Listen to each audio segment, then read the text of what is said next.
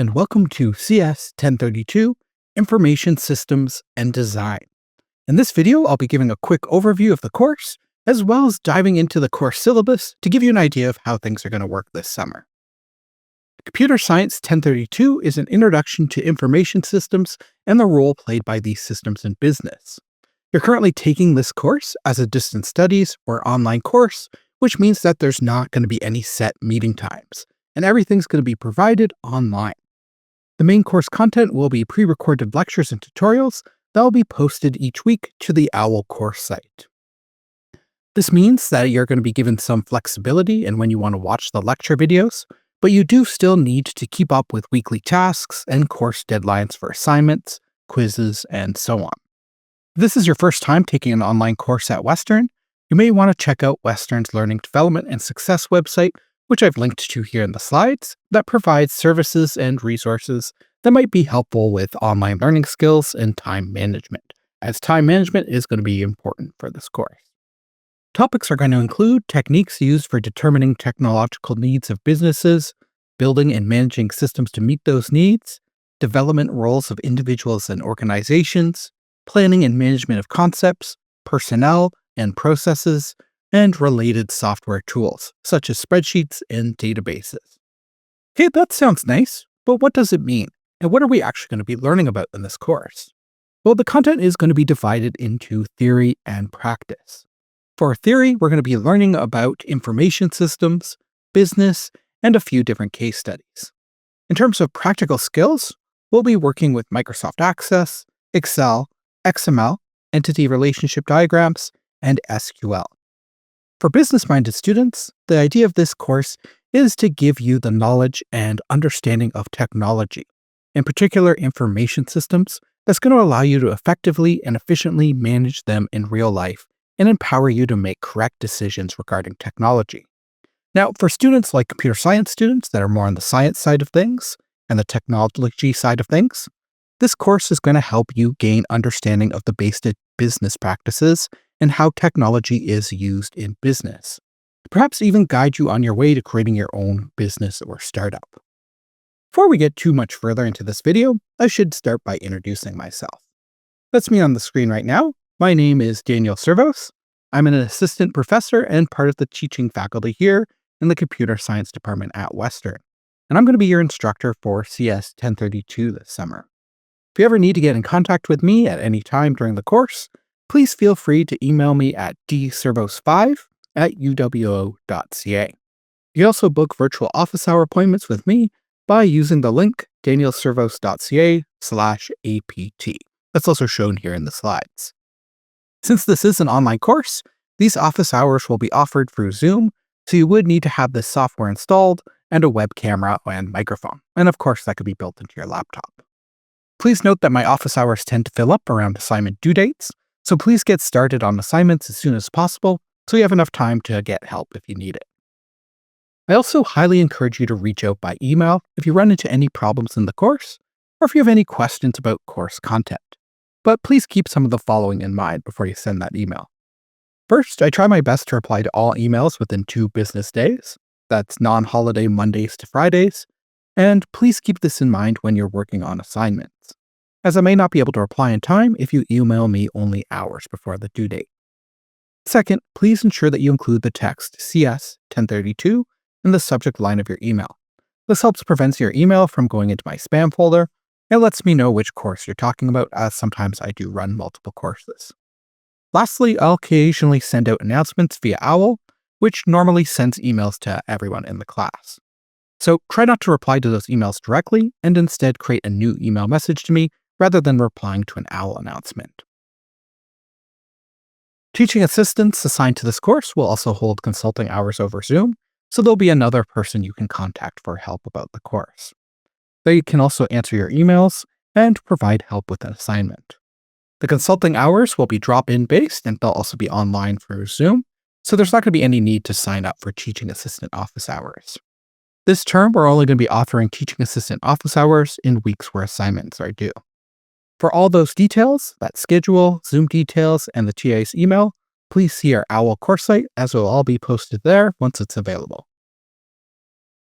Now, there are some requirements to take this course.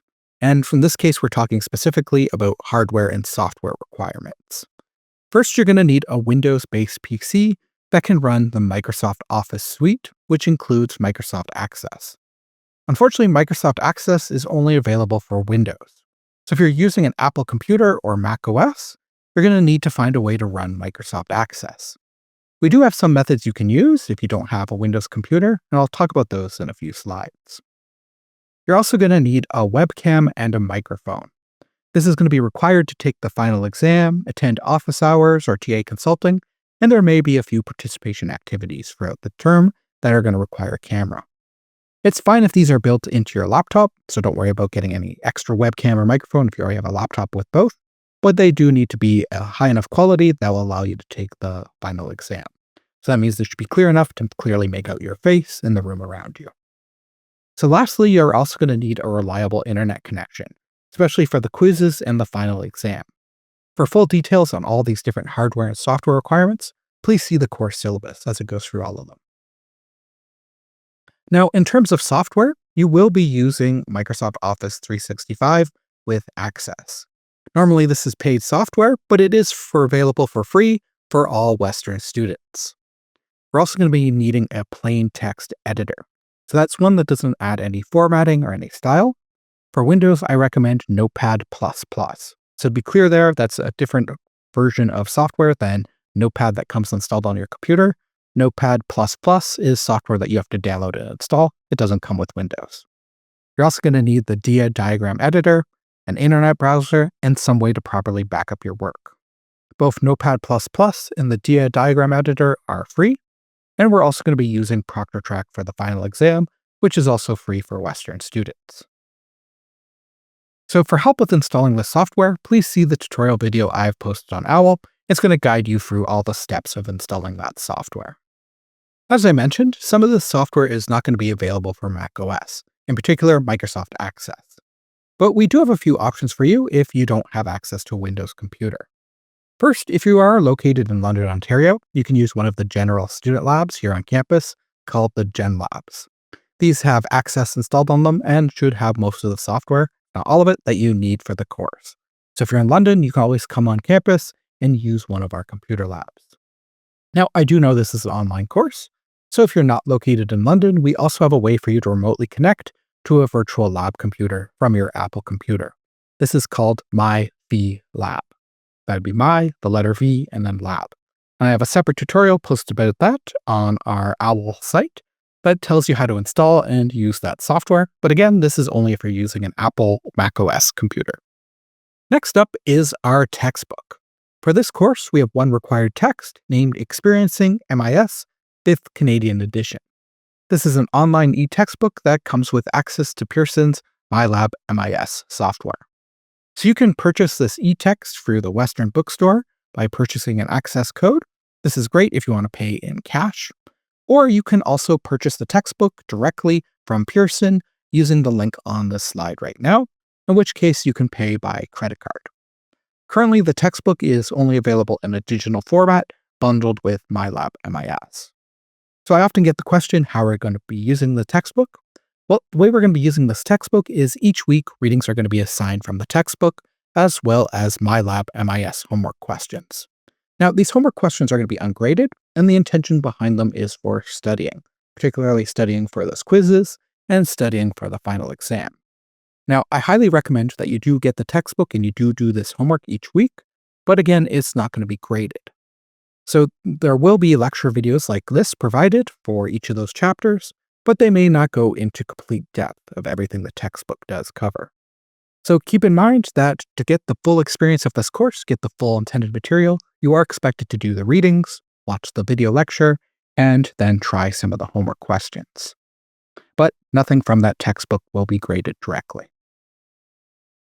So if you are having any issues obtaining the e-textbook or getting access to MyLab MIS, I do have a short tutorial video posted to OWL that goes over the steps for signing up for the textbook and completing that payment process. So if you're having any issues, please check out that video. There are going to be two main course sites that you'll have to worry about for this course. The first is OWL. This is Western's learning management system. It's also referred to as Brightspace. On this site, I'm going to be posting most of the course content, including slides, links to lecture videos, assignments, quizzes, and so on. So you are required to regularly check the OWL course site. New pages are going to be posted on the OWL site every Monday with the tasks for the week and everything you need to know.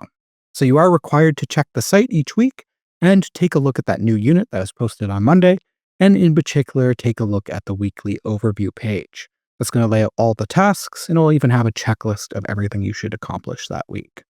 So keep in mind that not all due dates or tasks are going to be announced via email, so it is important that you check the site regularly, especially that weekly overview page, and make sure that you're keeping up to date on what's going on in the course. The second site is MyLab MIS, which comes with your e-textbook. I have a separate video on how to use the site and some of the studying tools it contains, but for the most part, we're only going to be using the site to access your e-textbook, complete ungraded homework, and for studying. It has some great studying tools for both those weekly quizzes and the final exam. So now you might be wondering how much time you're going to have to devote to this course each week. So here I'm going to try to give you a bit of a breakdown. So each week is going to have about 3 hours of lecture or tutorial videos posted on average, and this is a bit of a high estimate, probably closer to 2 hours in reality, but I do recommend that you plan for 3 hours of watching lecture videos. Each week, I'm also going to assign 1 to 2 textbook chapters from your e-textbook, and this also comes with a few ungraded homework questions, so I recommend that you spend at least 1 to 2 hours each week doing these readings, and maybe a little bit of extra time working on those homework problems. There's also going to be 5 assignments in this course, about 1 every other week, and this first assignment is going to be on Microsoft Excel, and that will hopefully be posted next week. Lastly, we are going to have weekly quizzes. Now, you shouldn't be too worried about these quizzes. They're not meant to be super challenging. Rather, they're meant to be part of the learning process. We'll talk a little bit more about them in a sec, but they are going to be short online quizzes. Now, the part you're probably really interested in, which is how you're going to be graded. So this course is going to have 5 assignments that are going to be worth 35% in total. There's going to be weekly online quizzes that are worth 15% in total, an online participation component that's worth 10%, and a final exam that's worth 40%. And we'll get into what each of these entail in a few slides. But there is a very important rule to remember here about the final exam. To pass this course, you must get a grade of 40% or higher on the final exam. If you get less than 40% on the final exam, the maximum grade you can obtain in this course is 45%, which is a failing grade. So make sure that you study hard for that final exam. Moving on now to assignments. As I mentioned, there's going to be 5 assignments in this course. I have the tentative schedule up here on the slide that shows the due dates and the tentative topics. Keep in mind, these are all tentative, and you can also find a copy of this schedule in our course syllabus. The weight of each assignment in terms of your final grade will be 7%, and this should add up to 35% in total. These assignments will mainly cover more practical side of the course, so topics such as Excel, XML, ER diagrams, or SQL. Each assignment will also have a few theory questions that talk about information systems and business. And you'll learn this mostly from reading that textbook as well as watching those video lectures. So how is the late system going to work? Well, I use a bit of a different late system than you may have experienced before in your other courses. So you'll each be given 3 late coupons for the whole term and only 3 late coupons. Once they're used up, they're gone. You don't ever get any more. So if you use them on one assignment, they don't come back for future assignments. So it is very important to use them wisely. So each late coupon allows you to push the due date back by 24 hours. So for example, if an assignment was due on May 8th at 11:59 p.m. and you use 1 late coupon, the new due date would be May 9th at 11:59 p.m. If you use 2 late coupons, the new due date would be May 10th at 11:59 p.m. and so on. You can't use more than 3 late coupons on an assignment because you only have 3 in total. Now, there's no need to tell us or fill out a form or anything when you're submitting or using a late coupon. They'll simply be applied automatically by the TA if you submit late. If you submit 1 day late, that's just any amount of time past the due date, we'll remove 1 late coupon. If you submit 2 days late, they'll remove 2 late coupons, and so on, assuming you have enough coupons remaining. We'll keep a record of your late coupons in the gradebook on OWL, but keep in mind that this isn't going to be updated live, So it is your responsibility to double check that you have enough late coupons before submitting late. So once again, don't submit your assignment late unless you're absolutely sure you have enough late coupons to cover it. If you're not sure, you can always email me and I can help you out. Next up are our quizzes. So we're going to have weekly quizzes in this course. That means each week on Monday, a new quiz will be posted to Owl, and you'll have until the following Sunday at 11:59 p.m. to start that quiz. After that date, you won't be able to start the quiz anymore. So these are going to be short, open book quizzes that you can retake up to 2 times per quiz. The goal here is not to be a formal assessment of your knowledge or to be super difficult, but to be part of the learning process and to help you study and get ready for that final exam. So each quiz is going to be worth about 1.5% of your final grade and will cover both theory and practical content. That's going to be both content covered in the video tutorials, as well as the video lectures and the things that are covered in the assigned readings each week. So for the most part, they'll focus on topics that were introduced that week, but there'll also be a few questions that might review topics from past weeks. So each week, make sure that you are up to date on the course content before you take those quizzes. So you're going to have about 7 days to complete each quiz.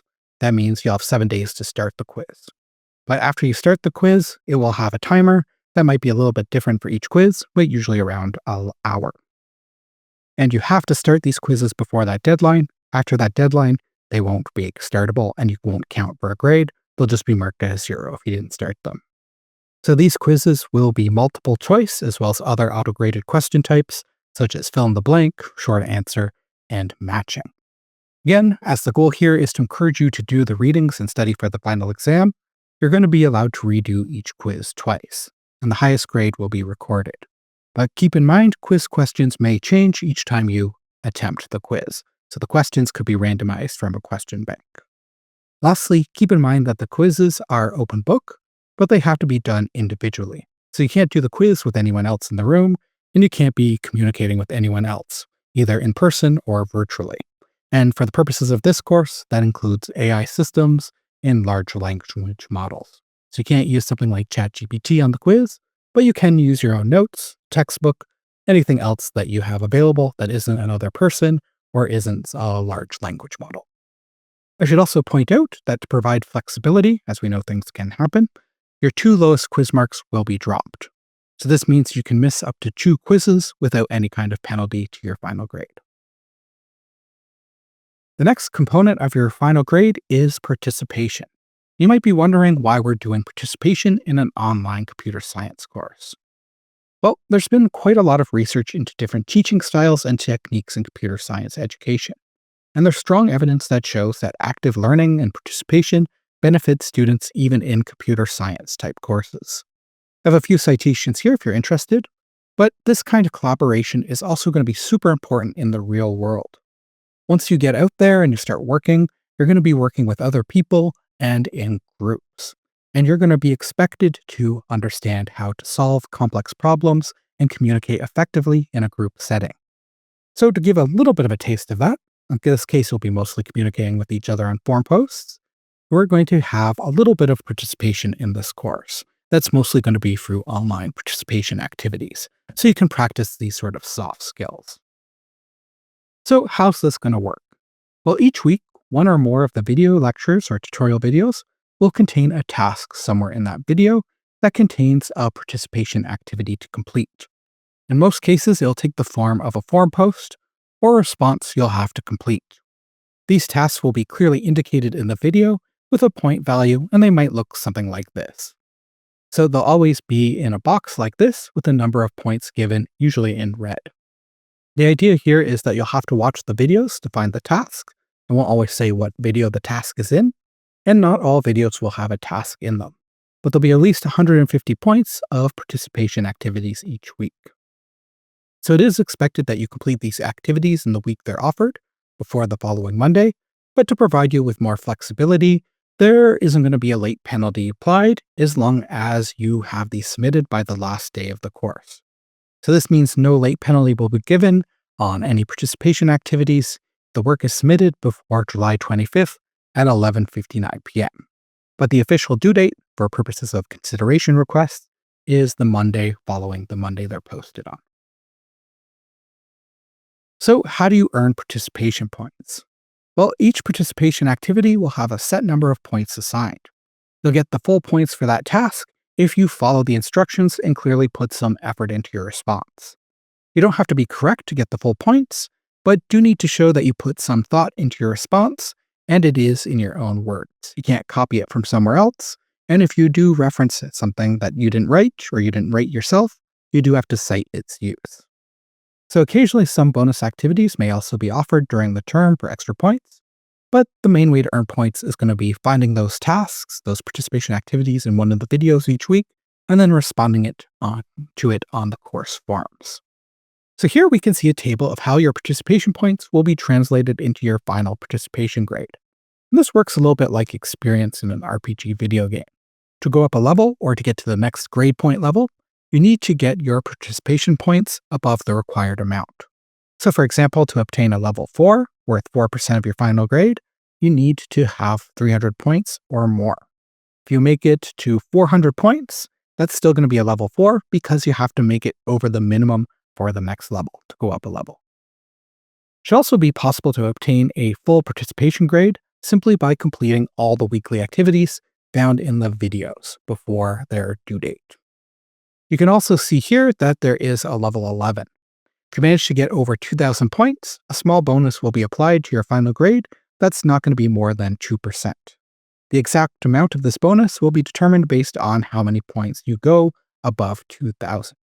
If you only get 2,000 points, it might be a really small bonus, like 0.5%. If you get something like 2,500, maybe it'll be a higher amount. That's going to be based on how many students make it above that 2,000 mark.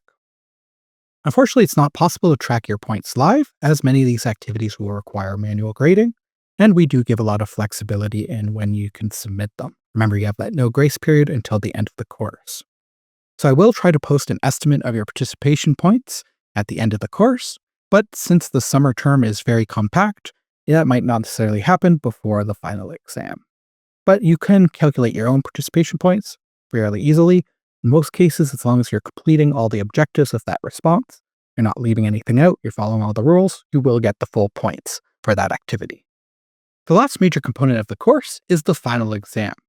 The final exam will be held online during the summer final exam period, and this date and time is set by the registrar's office, and not by myself, so I don't currently know when that's going to take place, but it will be during the summer final exam period.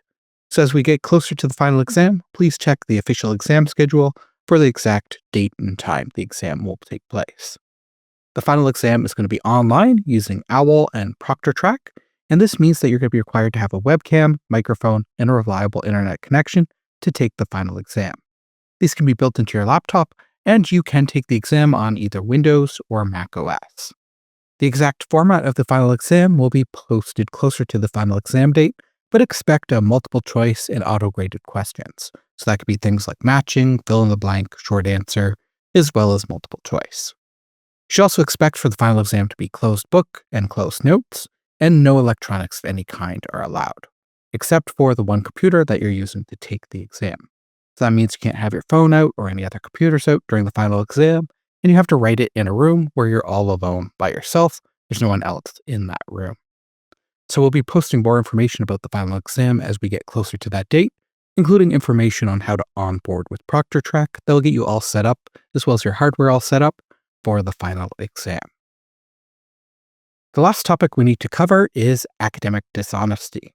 So it's expected that everyone in the course reads and understands the discussion on academic dishonesty document that's posted in the course overview unit on OWL, as well as reads the course syllabus in full, so you're aware of all the rules and policies for this course.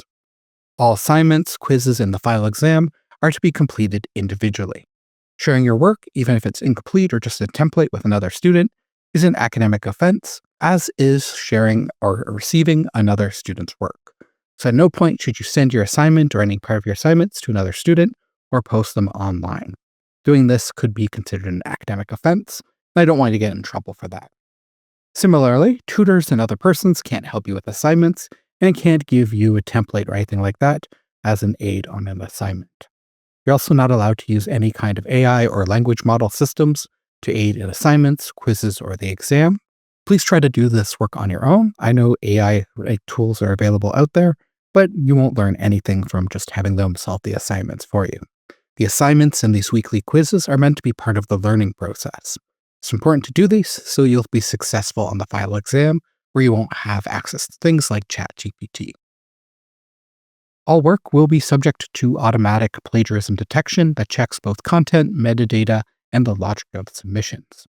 Any students violating this policy will be given a 0 grade on that course component and reported to the dean's office, who may apply further penalties. Hopefully we don't have to deal with anything like that in the course. Just remember, all this work should be done individually. If you have questions about the work at a high level, you can always post to the course forums or send me an email. But when you're posting to those course forums, it shouldn't have your full solution. Just ask specific questions about it. Okay, so now that we knew the rules and policies for the course, how do you get started? Well, the tasks for the first week are to read the course syllabus and the discussion on academic dishonesty posted to OWL. Next, get set up with your e-text and MyLab MIS, so you can read the first chapter of your textbook and try some of those MyLab MIS homework questions for Chapter 1. Also, make sure you have the required software for this course installed. As I mentioned, I have a short tutorial on this you can find on OWL. I highly recommend trying to get the software installed now, so we can help you if you have any issues before an assignment is due. It's best to try it now so we can get you that help right away, rather than waiting right before an assignment due date. Lastly, make sure you watch the lecture videos for this week on Introduction to Business and Chapter 1. One of these videos will include a participation activity for week 1. After you've done that and the other tasks, you can take quiz 1 for the week. This is going to be our first weekly quiz, but don't worry too much. It's mostly just going to cover the course syllabus. And remember, you get to retry that up to 2 times, and your highest grade is counted. So speaking of participation tasks, let's give some now so you have an idea of what they're going to look like in future weeks.